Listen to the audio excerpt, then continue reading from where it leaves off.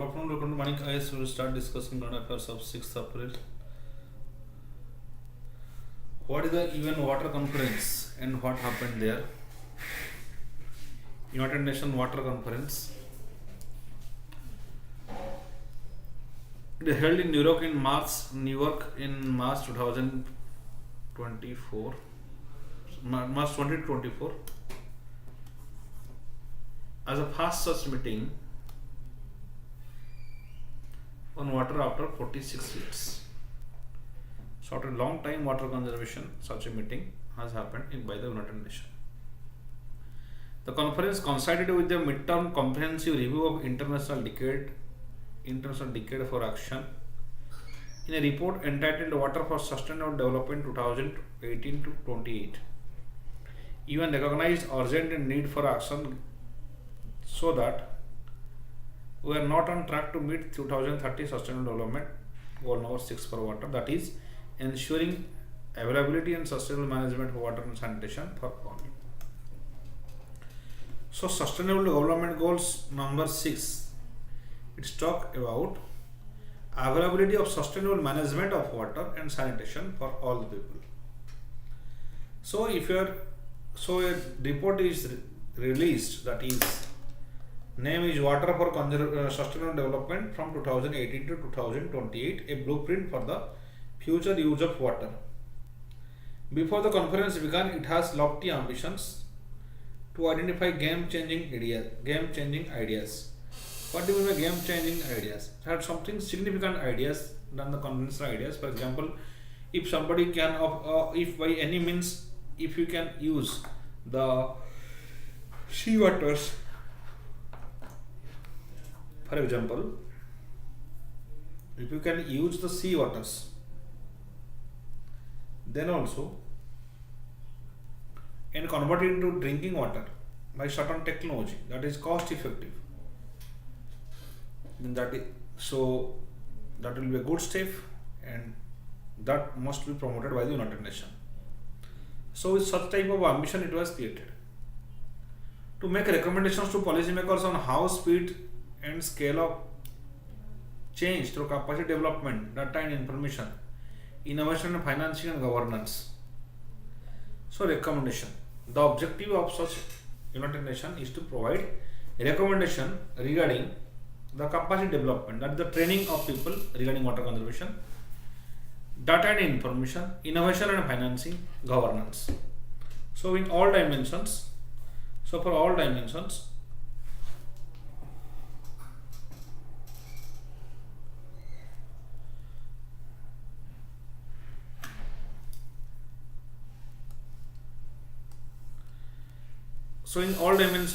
this report recommended, right? Financing the governance. For example, Government of India has launched the Har Ghar Jal Yojana in this dimension, that is to provide drinking water to every household. The problem is that we have 17% of world population and India has 4% of the world water resources, right?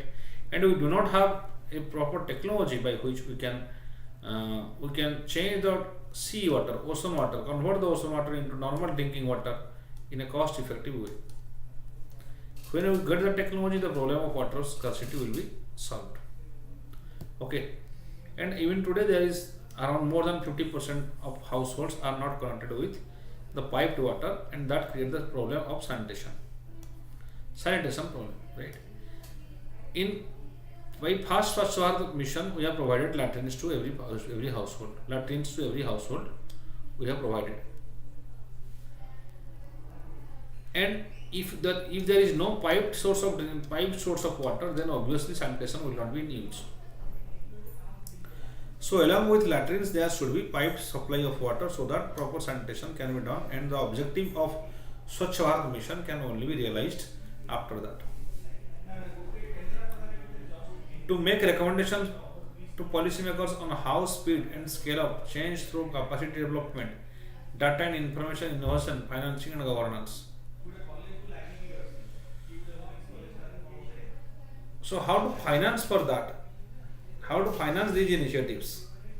From private sector, from public sector, from the NGOs, whether for to supply drinking water to households.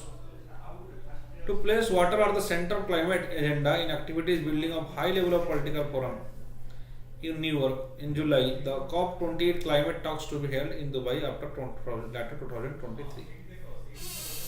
So, center of the climate agenda is building up high level political forum in New York. So, there should be a political forum that will decide. International collaboration is important so far as to rejuvenate the water sources. The global commons. Global commons means which everybody uses. For example, the ocean waters, the big lakes, the seas. These are called as global commons. Nobody is owner of global commons. So, they must be regulated because in case of ocean there is rampant pollution is there, marine pollution is there, right? So to reduce all those things, high level of political forum is essential.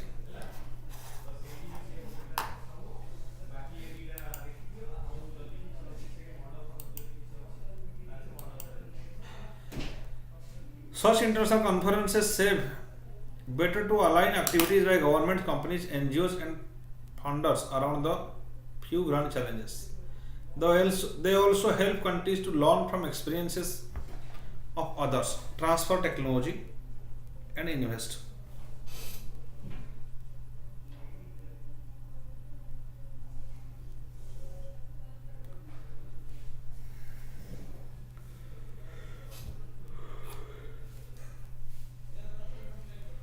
So this is activities by governments, companies and NGOs.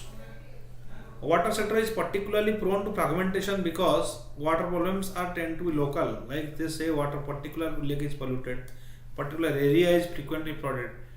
So the problem related to water is generally local. In a particular area is suffering from drought or suffering from pollution or suffering from any flood.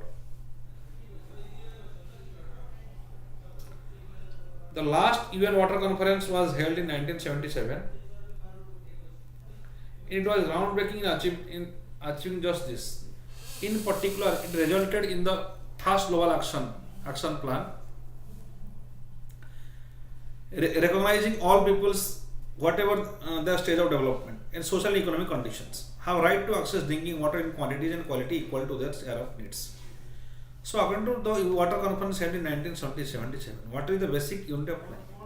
Obviously, irrespective of social economic conditions, everybody has right to access to drinking water. Under Article 21 also, of Indian Constitution, among the fundamental rights, under Article 21, that is protection of life and personal dignity, there is also a provision that right to clean drinking water is a fundamental right. So, it is the responsibility of the government to provide the right to clean drinking water to every household. The declaration to several decades of global funding and concerted effort to provide drinking water and sanitation for all. These actions substantially reduce the population without access to safe drinking water in much of the developing world.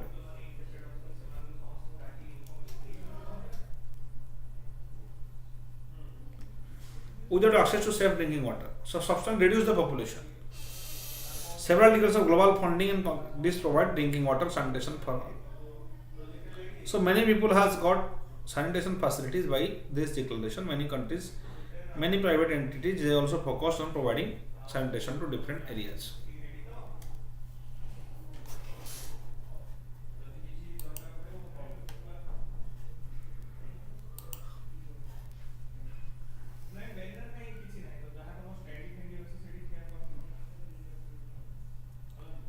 Was the new conference similarly effective? Negotiating such a declaration is singularly hard because unlike 50 years ago, today's problems are more complex. Today water usage are very high. Many people are using different type of.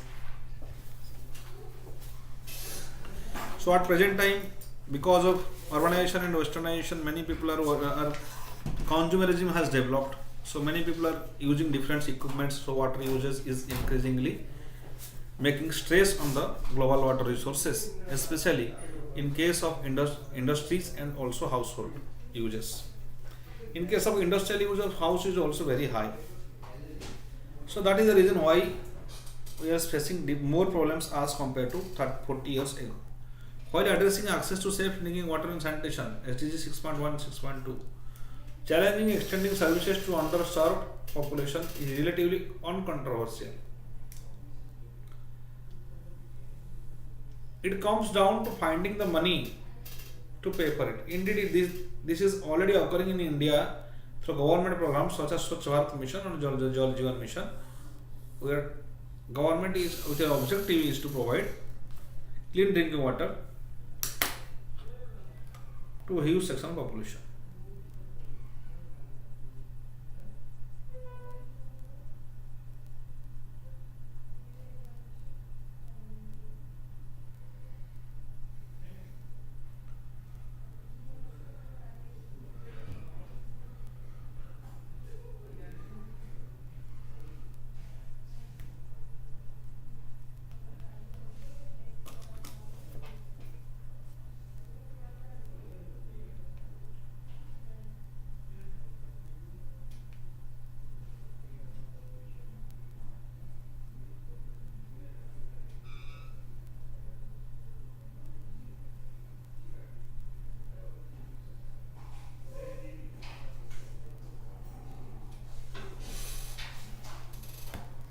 The challenge is improving access to water. Sanitation no longer translates directly to sustainable access to water and sanitation. For example, many drinking water projects that have already failed because it drew too much groundwater of their water resources were contaminated.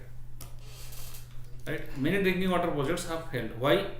Because they too much groundwater. They extract too much groundwater. That's why this in turn result of communities slipping back into the have no access. So again the same problem happened because of huge extraction of groundwater also. Water scarcity developed in a particular area. For example, in case of similar problems we have seen in case of metropolitan cities like Calcutta and Delhi. Groundwater over obstruction mostly driven by agricultural pumping. But we have to solve this over extraction problems heavily irrigated places like Punjab and Kaveri Delta. There is just no other way than pump less. To pump less. There simply is not rainfall. There is simply is not rainfall for everyone to grow paddy year around. While paddy has minimum support price, other water intensive crops do not. So what happens? Why many of the cultivators or farmers they are cultivating water intensive crops like rice. We have to give some because there is huge MSP in case of rice. They are getting profit by rice. If we change the MSP then in other crops, then they will start cultivating other crops. So government may also need to make policy changes, right? So rather than focusing only on high MSP in rice, we have to ensure that MSP in other crops are also ensured. That's why. Next question. Farmers are not going to change their behavior until agricultural policies change, which in turn requires many agencies and ministries to work together. So agricultural policy need to change. There should be MSP in others or high MSP in other crops as well, which are less water intensive. Then we can solve the problem of water crisis because of agriculture. As such, water problem is no longer about access to water. Water problem is no longer about to access to water.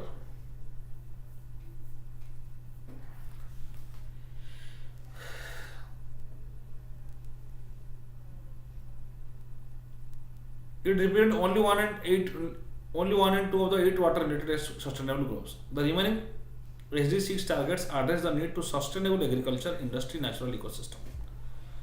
So it is not about only addressing the water requirements. There should be ample amount of water in the water bodies so that the marine biodiversity or the aquatic biodiversity must survive. It must be sustainable grow. It must grow sustainably. So it is not the only use. Also another thing is that there should be sustainable use in the industry of water. And after the use of in industry, there should not be water scarcity in nearby area. The problem are these inherently harder because they cannot be fixed by infrastructure. They require for tough political choices, empowering agencies, strengthening democratic process. Top political choice means suppose the industry is coming right?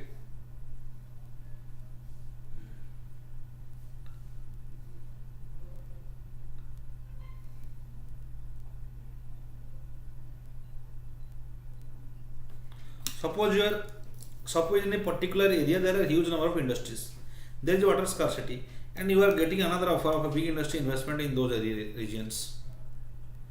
So now it is up to the state government to refuse or to accept that proposal. If state government refuses that proposal, then what will happen? They will lose money, they will lose revenues. That may hurt the industrial sentiment. So these are tough choices. These are very difficult choices, because the theme is that the environmental sustainable development and economic development, they are almost antithetical. For economic development, if you want to reduce poverty, then you have to go for industrialization. Industrialists do not support industrialization, that hampers the environment. That's why these are tough political choices to focus on environment along with development. There are multiple market forces which force the establishment of industrial growth rather than the environmental health. What are the conference's outcomes? There are 713 diverse voluntary commitments by philanthropic donors, governments, corporations, and NGOs. 120 of these were relevant to India.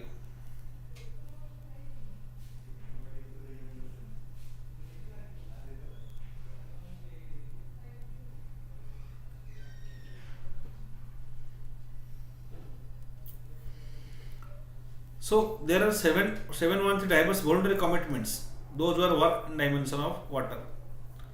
They include a $50 billion commitment from the Indian government to improve rural drinking water services in the Jal Jeevan Mission. Technology, where there is specific innovation to wastewater treatment. Yes, if you can treat the wastewaters, it will be a game changer. Right? Wastewater treatment may not be used for drinking purpose, but we can use them for agriculture, any other purposes, by detoxifying the waters. So that for that we need a high developed technology, and that should be cost effective. Data models, before every large investment which was anticipate potential impact, simulations and important to do this. There is a large number of input data. Cost effective approaches of data generation include sensors and satellite data. Other efforts like World Meteorological Organization's hydrological status outlook offer data analysis to tools. So we have to analyze various data with respect to the water, so that our economic interest will not be hampered, or so there will not be social unrest. Meantime, such type of steps develop social unrest.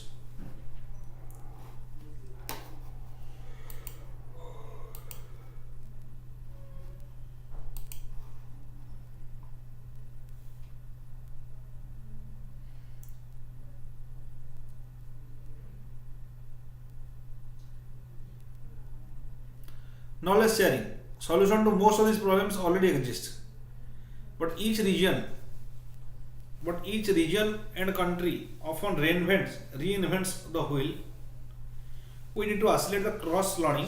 One useful tool is that is W12 plus blueprint, UNESCO platform that hosts cities, profiles, case studies, programs, technologies, policies, addresses common water security challenges. So this W20 blueprint that addresses common water security challenges. It makes a recommendation to various states what steps should be taken to ensure water security. Capacity building. Many people lack the access to basic services because they are unable to advocate for themselves, because infrastructure projects are designed by the powerful actors and the society.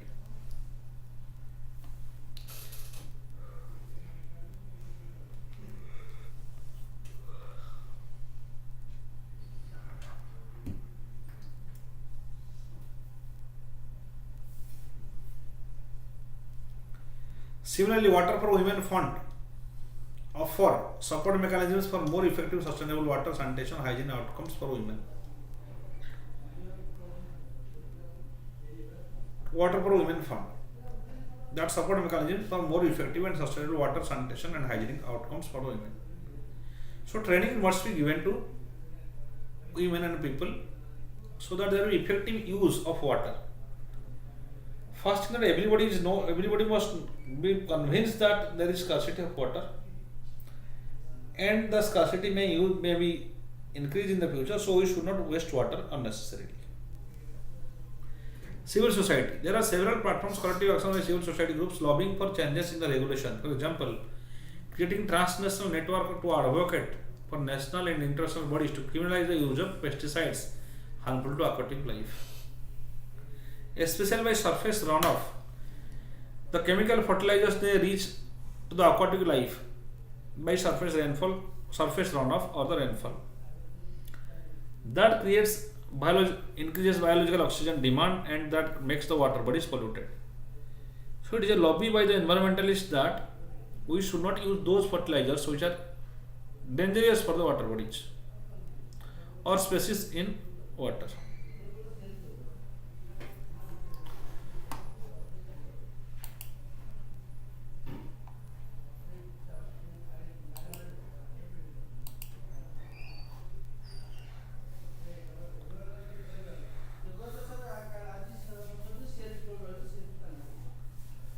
Environmental, social and corporate governance. The conference included that a big barrier to farmers, industries using water more efficiently is that they have no incentive.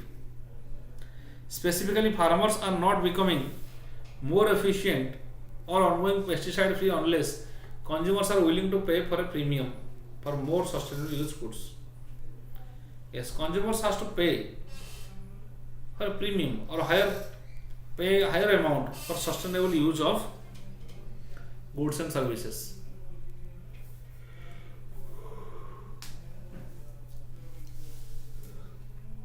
Because what happens when somebody is selling pesticide free farm products or organic products, obviously they need a particular amount of profit, the price of those products increases. So when price of any product increases, the demand decreases. So ultimately they are in loss. So that's why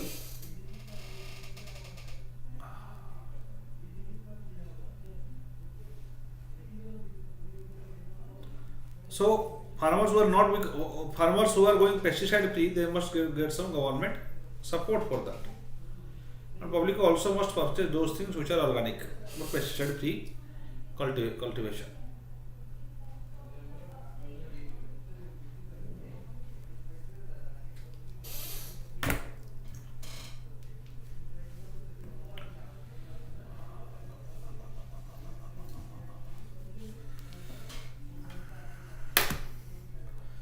Effective water governance hinges on broad areas. Waiving them from water action agenda is a step. The time will tell how carry these commitments forward as we move into the HLPF and COP process.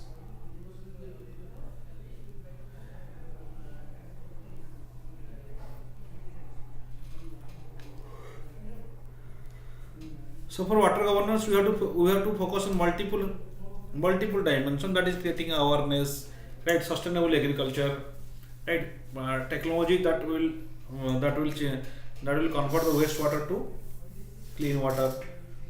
So after focusing on these dimensions, we can say that there will be sustainable development with respect to water.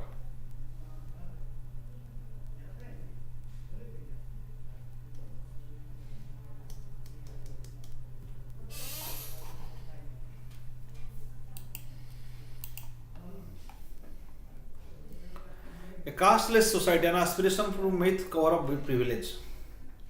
Despite attempt to create an egalitarian modern society, the caste system remains a prominent feature in Indian society. Historical castes were often associated with a certain preoccupations. She at present also, by studying 2006, around 80% of Indian villages have caste system. Around 18% of Indian village has caste system.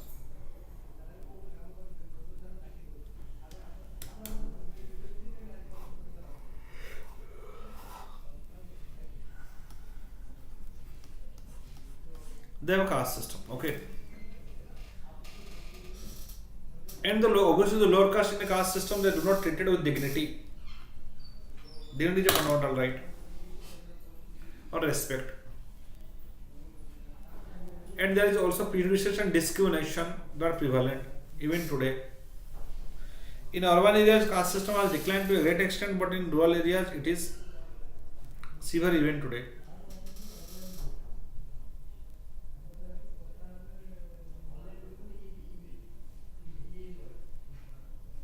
So, what you have to do? Casteless is a social concept promoted by M.N. Srinivasan. What is M.N. Srinivasan has said? He has advocated about Sanskritization. What do you mean by Sanskritization? Sanskritization means the lower caste, they follow the path followed by upper caste and they move upward in the caste hierarchy. It is called a Sanskritization. For example, Shivaji was not Kshatriya. He Sanskritized. He performed certain rituals, become Kshatriya and then become king. So, the procedure of Sanskritization is also there.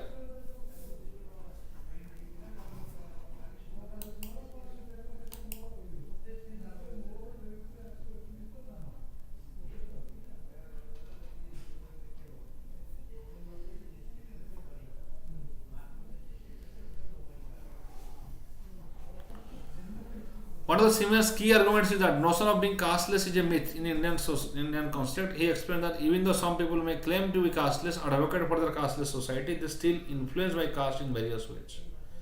So although even if you don't obey this caste system, still you are influenced by caste system in many different ways. This is what M.N. Srinivasan has said.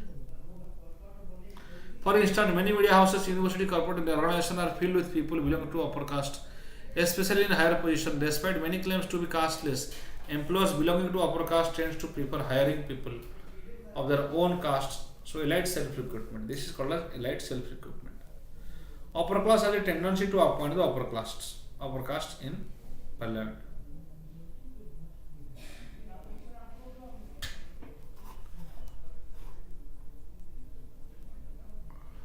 Okay.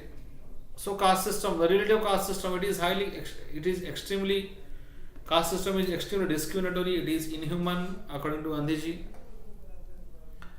Right.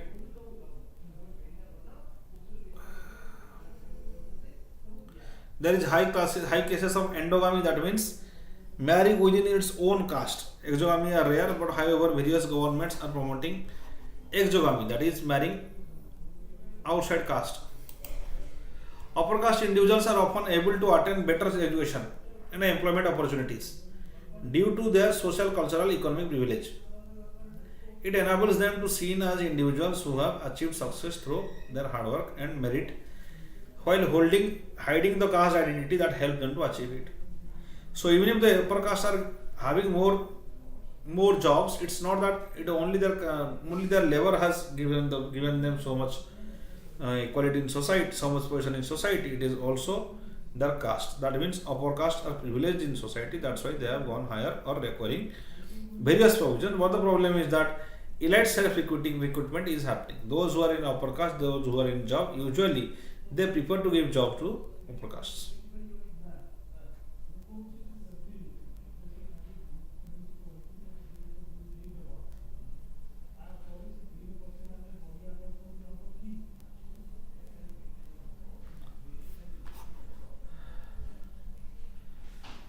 As per the Chief Justice of India, D.Y. Chandrachud had said that Dr. B.R. Ambedkar Memorial Lecture, casteless is a privilege that only upper caste can afford because their caste privilege has already translated into social, political, and economic capital. Social, political, they get huge respect. Economic capital based on caste. Because of caste, everybody want to make business with them. Right? Usually, in case of lower caste, people are not interested to make business with lower caste because of caste feeling. That's why. So this upper caste, their caste privilege has translated into social, political and economic capital. So the lectures end here, and like this video and share this video and subscribe to VANIK-IAS. Thank you.